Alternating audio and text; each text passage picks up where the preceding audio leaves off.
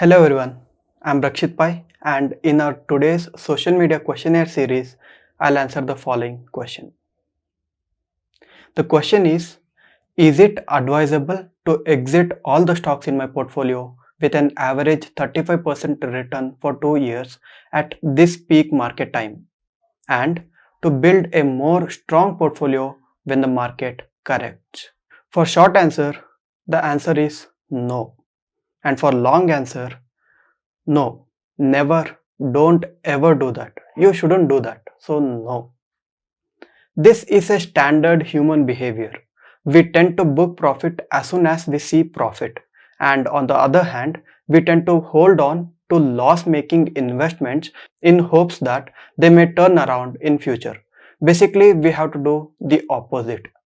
And the question being asked is just another way of trying to time the market. This is close to impossible to achieve. Usually a 35% return on investment is considered an amazing achievement, but try doing it on a consistent basis to create wealth. In a bull run that saw the entire market literally double itself, achieving 35% is nothing but an average return.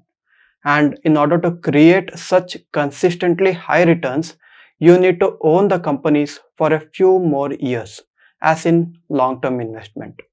So it is suggested to not book profit. Rather, if a correction or crash in the market is certain, you can invest more and in this way hold more shares of good companies at a slightly discounted price. If you really need to book profit for whatever the reason it may be, see that you don't go completely out of the stock market.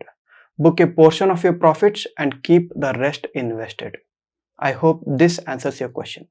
Thank you for watching.